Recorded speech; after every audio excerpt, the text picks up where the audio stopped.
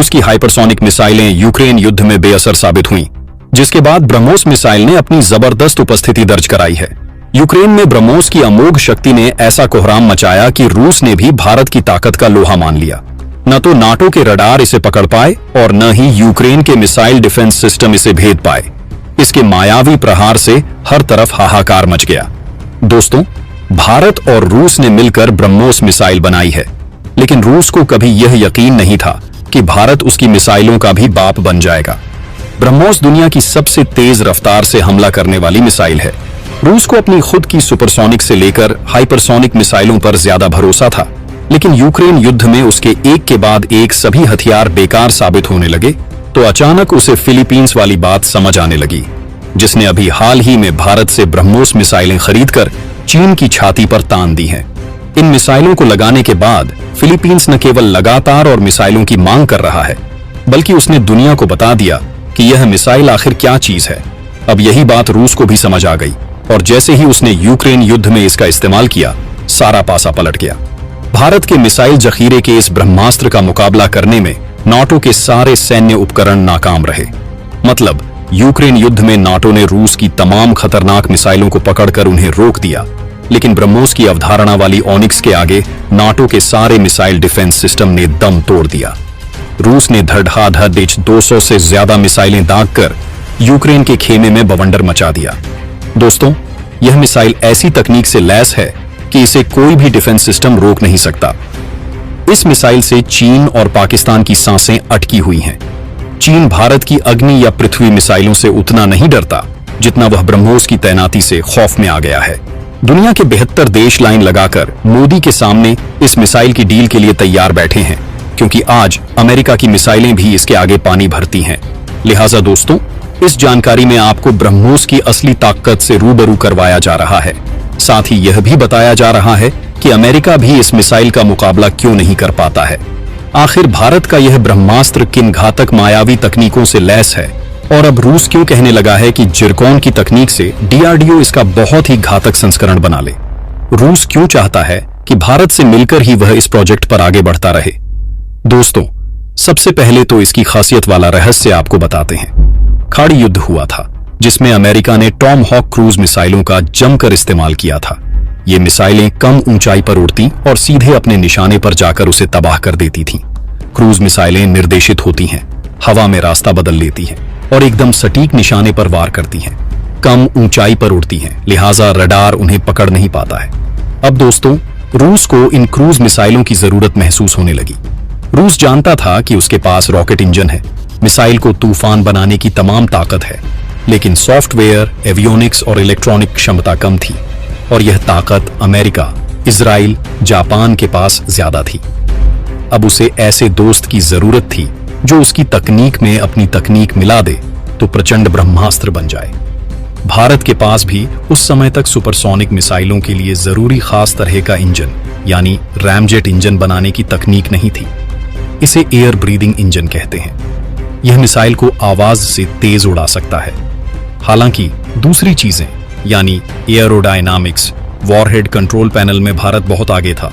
दूसरी ओर रूस ने क्रूज मिसाइल का बेहद खतरनाक इंजन विकसित कर लिया था, लेकिन वो बाकी मामलों में पीछे था। तो आज से 29 साल पहले भारत और रूस एक मेज पर बैठे। दोनों देशों ने मिलकर यह तय किया कि एक ऐसी मिसाइल बनाई जाए जो दुनिया में किसी के भी पास नहीं है और उसका तोड़ भी किसी के पास नहीं हो, जो एक साथ सभी जगह से काम कर सके, यानी आसमान, जमीन, समंदर के ऊपर और समंदर के नीचे। दोस्तों, भारत उस वक्त सॉफ्टवेयर में तेजी से आगे बढ़ चुका था, लिहाजा इस मिसाइल पर काम हुआ और पूरी दुनिया देख रही है कि इस मिसाइल के आगे कुछ नहीं ठहरता है। रूस इसका यूक्रेन युद्ध में इस्तेमाल नहीं कर रहा था, लेकिन अब आखिरी मोर्चे पर जब उसे हार मिलने लगी तो इसकी एंट्री करवा डाली, और जैसे ही इसकी एंट्री हुई है पूरा पासा पलट चुका है। बड़ी बात तो यह है दोस्तों, चीन के दुश्मन देश यानी फिलीपींस ने दुनिया को इसकी असली खासियत बताई, तो अब भारत के पास ऑन ऑर्डर्स की लाइन लग चुकी है। दोस्तों, इस मिसाइल की खास बात आपको बताऊं तो यह एक सुपरसोनिक मिसाइल है, यानी आवाज की गति से भी तेज। इसमें मुख्य तौर पर 2 चरण हैं। पहले चरण में इसके बूस्टर इंजन मिसाइल को सुपरसोनिक गति देते हैं। इनका काम इसके बाद खत्म हो जाता है, इसके बाद भूमिका शुरू होती है लिक्विड रैमजेट की। इसमें मिसाइल आवाज की 3 गुना तक गति पकड़ती है। ब्रह्मोस मिसाइल को घातक बनाती है इसकी गति, सटीकता, नियंत्रण और पैंतरेबाजी वाली तकनीक। अगर किसी खास लक्ष्य को भेदना है तो यह काम ब्रह्मोस से पूरा किया जा सकता है। इतनी गति पर किसी भी रडार के लिए इसे पकड़ना बहुत मुश्किल है। वहीं अगर रडार पर मिसाइल पकड़ में आ भी गई तो उससे बचाव के लिए दुश्मन को ज्यादा वक्त नहीं मिल पाता है। वहीं पैंतरेबाजी वाली तकनीक की बात की जाए तो आप आसान भाषा में ऐसे समझ सकते हैं कि जैसे मान लीजिए रास्ते में कोई पहाड़ आ गया और दुश्मन उस पहाड़ के दूसरी ओर मौजूद है, तो ऐसे में जिस तरह एक विमान रास्ता बदलता है उसी तरह यह मिसाइल भी घूमकर दूसरी ओर पहुंच जाती है। यानी अगर ब्रह्मोस मिसाइल पीछे पड़ी तो मौत निश्चित है। दूसरी बात, ब्रह्मोस मिसाइल बहुत ही किफायती मिसाइल होती है। यह मिसाइल 290 किलोमीटर के दायरे में किसी लक्ष्य को चुटकियों में खाक कर सकती है। अब इसका उन्नत संस्करण भी आ चुका है जो 450 किलोमीटर के दायरे में कहर बरसा सकती है। भारत जल्द ही ब्रह्मोस मिसाइल को हाइपरसोनिक मिसाइल में बदलने की तैयारी कर रहा है। नाम है ब्रह्मोस 2। ब्रह्मोस 2 को इस समय भारत के सबसे खतरनाक हथियारों में गिना जा रहा है। 9,800 किलोमीटर प्रति घंटे की रफ्तार से हमला करने वाली यह मिसाइल 1,000 किलोमीटर की दूरी पर बैठे दुश्मन को कुछ सेकंड्स में ही खत्म कर सकती है। दोस्तों, जिस अमेरिकी मिसाइल के जवाब में इसे बनाया गया था उससे आज की तारीख में मुकाबला करें तो उन्नत ब्रह्मोस अमेरिका की टॉमहॉक क्रूज मिसाइल से लगभग 4 गुनी और चीन की सबसे तेज मिसाइल से 5 गुनी तेज है। आसान शब्दों में कहूं तो ब्रह्मोस 1 सेकंड में 1 किलोमीटर जाती है, जबकि चीन की मिसाइल 1 सेकंड में केवल 200 मीटर जा पाती है। यह 10 मीटर की ऊंचाई पर उड़ान भर सकती है और रडार की पकड़ में नहीं आती है। दोस्तों, यह तो हो गई इसकी खासियत की बात, लेकिन यह जानते हुए भी रूस ने इसे मैदान में नहीं उतारा। लेकिन जब नाटो की सेनाएं उसके घर में घुस आईं और उसकी सभी मिसाइलें विफल हो गईं, तो आखिर में इसे उतारा गया। दोस्तों, हुआ यह कि यूक्रेन इस वक्त युद्ध में अमेरिका और दूसरे नाटो देशों के हथियारों का इस्तेमाल कर रहा है, जबकि यूक्रेन का अपना डिफेंस सिस्टम भी बेहद ताकतवर माना जाता है। यह सिस्टम रूस की मिसाइलों को मार गिराने में कामयाब हो रहा था। यहां तक कि रूस की किंजल हाइपरसोनिक मिसाइलों को भी कई बार यूक्रेन रोकने में सक्षम रहा, जिसके बाद रूस ने अपने जखीरे से ओनिक्स को बाहर निकाला, जिसने आते ही कोहराम मचा दिया, क्योंकि इसे रोकने में अमेरिकी डिफेंस सिस्टम भी नाकाम हो गया और रूस बिना किसी रोकटोक के अब तक 200 से ज्यादा ओनिक्स मिसाइलें दाग चुका है, जिन्होंने सटीक हमला करके लक्ष्य को तबाह कर दिया है। जिसके बाद से रूस अब ब्रह्मोस मिसाइलों को भारत से खरीदना चाहता है, क्योंकि ब्रह्मोस रूस की P-800 ओनिक्स मिसाइल से कई गुना उन्नत है। ब्रह्मोस मिसाइलों के आगे लगा क्रॉस सेक्शन रडार 0.15 वर्ग मीटर तक नीचे है, जबकि S और C बैंड के रडार इससे कुछ ऊपर हैं। इस वजह से इन्हें पकड़ना नामुमकिन हो जाता है। यहां तक कि खुद रूस का S-400 मिसाइल डिफेंस सिस्टम, जिसे दुनिया का सबसे ताकतवर डिफेंस सिस्टम माना जाता है, वह भी इसे रोकने में नाकाम है।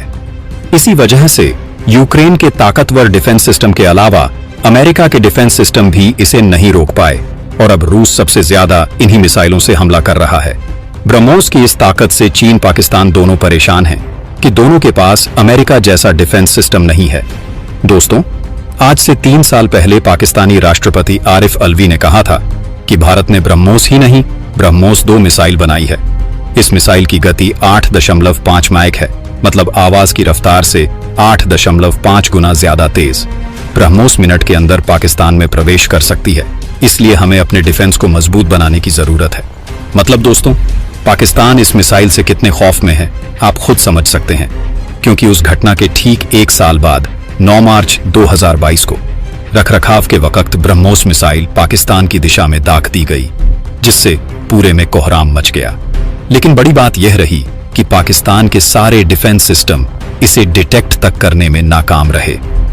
बाद में खुद पाकिस्तान ने दावा किया कि मिसाइल करीब 40,000 फीट की ऊंचाई पर आवाज से 3 गुना ज्यादा रफ्तार से उड़ते हुए उनके एयर स्पेस में 100 किलोमीटर से ज्यादा अंदर तक घुस आई। गनीमत रही कि मिसाइल पर कोई वॉरहेड नहीं लगा था, जिससे कोई तबाही नहीं मची। पाकिस्तान इसके बाद से खौफ में आ गया था, क्योंकि उसके तमाम डिफेंस सिस्टम इसके आगे कचरा हो गए थे। कुछ लोगों का दावा यह भी है कि भारत इसके जरिए पाकिस्तानी डिफेंस सिस्टम को टेस्ट करना चाहता था, लेकिन इन दावों का कोई सबूत नहीं है। दोस्तों, भारत ने इस मिसाइल को रूस की मदद से तैयार किया है, लेकिन भारत का मकसद इस हथियार को पूरी तरह से स्वदेशी बनाना है, जिसके लिए वह ताकत लगा रहा है, और अब तक वह इस मिसाइल का 70% स्वदेशीकरण कर चुका है। बाकी का 30% भी वह जल्द ही स्वदेशी करने में देर नहीं लगाएगा, जिसके बाद भारत इस तरह की तमाम उन्नत मिसाइलें भी तैयार करेगा। भारत अब इस मिसाइल का ईंधन भी खुद ही तैयार करता है, जिसे पहले रूस से मंगना पड़ता था। डीआरडीओ के वैज्ञानिक इस मिशन में लगे हुए हैं। इस मिसाइल की मांग ने खुद अमेरिका को भी सुलगा दिया है, क्योंकि दुनिया के बाजार में ब्रह्मोस का इतना जलवा कायम होता जा रहा है। कई देश इसे लेकर कतार में हैं। इस मिसाइल को भारत पहले ही फिलीपींस को सप्लाई कर चुका है, जबकि इसके अलावा Malaysia, Indonesia, Cuba, UAE, Saudi Arab, Brazil और वियतनाम भी इस मिसाइल को खरीदने की होड़ में शामिल है। वहीं भारतीय रक्षा मंत्रालय ने भारतीय नौसेना के लिए ब्रह्मोस एरोस्पेस से ब्रह्मोस मिसाइल खरीदने की डील भी की है, और अब